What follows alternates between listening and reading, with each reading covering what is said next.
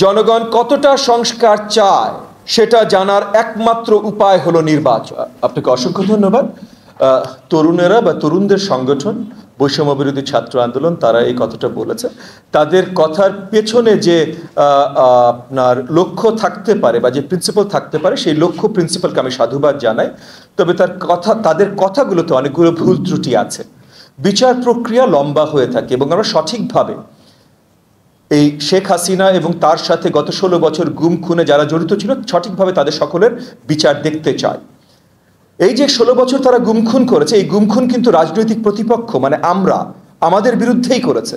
So যে কোনো কারোর আগে পুরো বাংলাদেশের 18 কোটি জনগণ এটার বিচার দেখতে চায়, বাট যে কোনো কারোর আগে যারা আসলে ভুক্তভোগী আমরা সবার আগে বিচার দেখতে চাই। কিন্তু এই বিচারের সাথে নির্বাচনের কোনো সম্পর্ক নেই, এইটা পরিষ্কার করাটা খুব গুরুত্বপূর্ণ।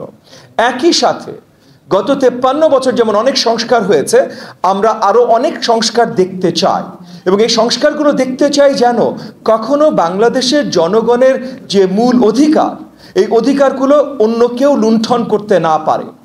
কিন্তু এই অধিকারগুলো ফেরত দেওয়ার জন্য প্রধান যে অধিকার নির্বাচন, তাদের ভোট দেওয়ার অধিকার, এই ভোট দেওয়ার অধিকারটাও তাদের হাতে তুলে দিতে হবে।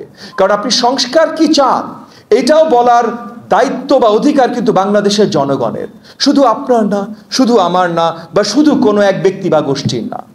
সো ওই যে বড় দাগে তরুণরা যে দুটো কথা বলেছে বা এই যে বৈষম্য বিরোধী ছাত্র আন্দোলন যে দুটো কথা বলেছে, বিচার, সংস্কার, আমরা সবাই একমত বিচার হতেই হবে। প্রথমে যেটা বললাম যে ভাই বিচার তো আমাদের সবচেয়ে আগে চাবার কথা, কারণ ভুক্তভোগী তো আমরা বিচার চাইবো না তো চাইবে কে? আমরা চাচ্ছি বিচার হবে, বিচার করব, বিচার সাথে নির্বাচনের সম্পর্ক নাই। আমরা চাচ্ছি সংস্কার হবে, সংস্কার করব, সংস্কার সাথে নির্বাচনের কোনো সম্পর্ক নেই। সো এগেইন আমি বলছি, তরুণরা যেই চিন্তা চেতনা থেকে কথাগুলো বলেছে, সেই চিন্তা চেতনাকে আমি সাধুবাদ জানাই।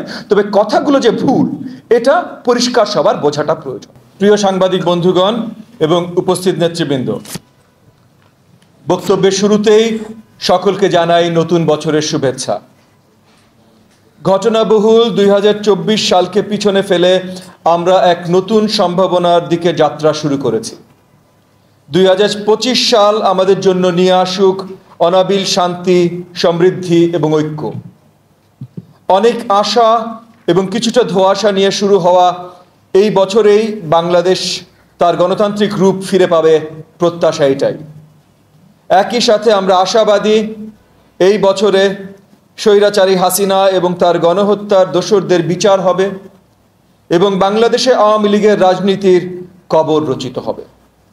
প্রিয় বন্ধুগণ, বিগত স্বৈরাচার হাসিনা সরকার 2024 সালের 7ই জানুয়ারি এক অভিনব প্রতারণা নির্বাচন অনুষ্ঠিত করে পুরা জাতির সাথে তামাশা করেছিল।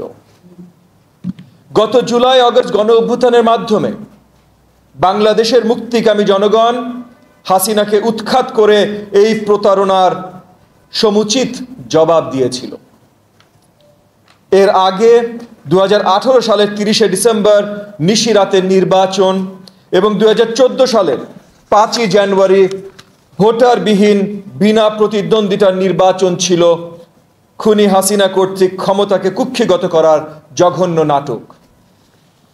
পরপর 3টি জাতীয় সংসদ নির্বাচনকে প্রহসনের যাত্রাপালায় পরিণত করে অবৈধ আওয়ামী লীগ সরকার জনগণের ভোটাধিকারকে জাদুঘরে পাঠিয়েছিল। এখন সময় এসেছে গণতন্ত্রের ট্রেনকে আবার রেল লাইনে উঠানোর। নির্বাচনের উপযুক্ত পরিবেশ সৃষ্টির মাধ্যমে দ্রুততম সময়ে জাতীয় সংসদ নির্বাচন দেখতে জনগণ আজ মুখিয়ে আছে।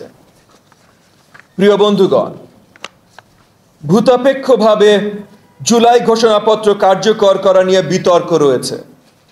তবে আমরা অন্তর্বর্তীকালীন সরকারকে ধন্যবাদ জানাতে চাই, তারা রাজনৈতিক দলগুলোর সাথে আলোচনা করে জুলাই ঘোষণাপত্র ঠিক করবেন বলে সিদ্ধান্ত নিয়েছেন।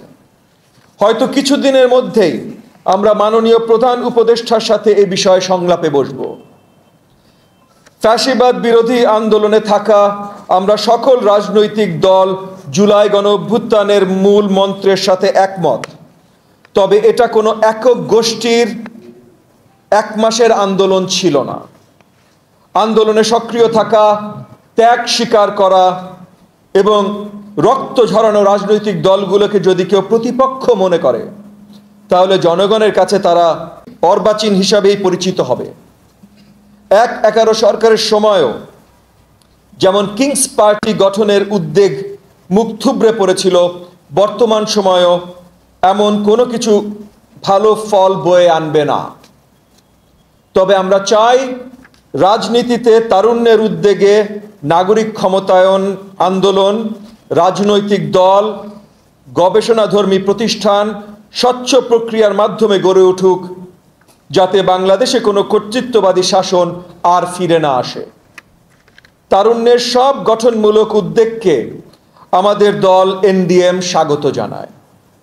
তবে কাউকে অসম্মান করা বা পেছনের দরজা দিয়ে ক্ষমতায় আসা ষড়যন্ত্রকে আমরা মেনে নেব না।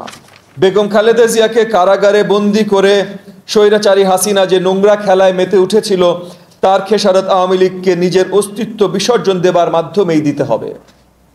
আমরা আশা রাখছি বেগম জিয়া সুস্থ হয়ে বিএনপির ভারপ্রাপ্ত চেয়ারম্যান জনাব তারেক রহমানকে সাথে নিয়ে দেশে ফিরবেন, যার মাধ্যমে বাংলাদেশ নির্বাচনের পথে চূড়ান্ত যাত্রা শুরু করবে। প্রিয় বন্ধুগণ, সংস্কারে গঠিত কমিশনগুলো তাদের সুপারিশমালা প্রকাশ করা শুরু করেছে।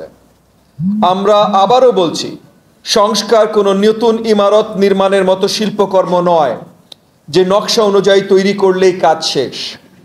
এটা একটি চলমান বহুমাত্রিক প্রক্রিয়া, যেখানে জনমত, সময়ের চাহিদা, রাজনৈতিক প্রেক্ষাপট, সামাজিক বাস্তবতা, ভূ রাজনৈতিক সমীকরণ, বাস্তবায়ন সক্ষমতা, আইনি প্রক্রিয়া ইত্যাদি বিষয় জড়িত আছে। সংস্কারের দোহাই দিয়ে জাতীয় নির্বাচনের সময়কে প্রলম্বিত করলে জনমনে সন্দেহের উদ্রেক হবে। জনগণ কতটা সংস্কার চায় সেটা জানার একমাত্র উপায় হলো নির্বাচন। জনরায় ব্যতীত কয়েকজন ব্যক্তি মিলে প্রকৃত সংস্কারের স্বরূপ ঠিক করা সম্ভব নয়।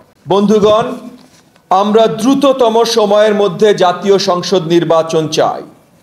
এই দাবির সপক্ষে জনমত গঠনের উদ্দেশ্যে আমরা গণজামায়াত, লিফলেট বিতরণ, সুধী সমাবেশ, মতবিনিময়, সোশ্যাল মিডিয়া ক্যাম্পেইন ইত্যাদি কর্মসূচি হাতে নিয়েছি।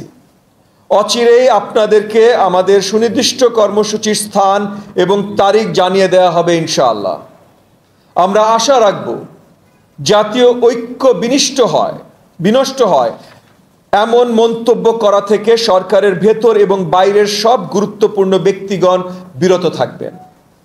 নির্বাচনমুখী রাজনৈতিক দল হিসাবে জাতীয়তাবাদী গণতান্ত্রিক আন্দোলন এনডিএম বিভিন্ন সংসদীয় আসনে প্রস্তুতি নেওয়া শুরু করেছে এবং অচিরেই পুরা বাংলাদেশ একটি অবাধ, নিরপেক্ষ এবং গ্রহণযোগ্য জাতীয় নির্বাচনের পক্ষে গণজোয়ার দেখবে ইনশাআল্লাহ। আপনাদের সকলকে ধন্যবাদ। জয় বাংলাদেশ।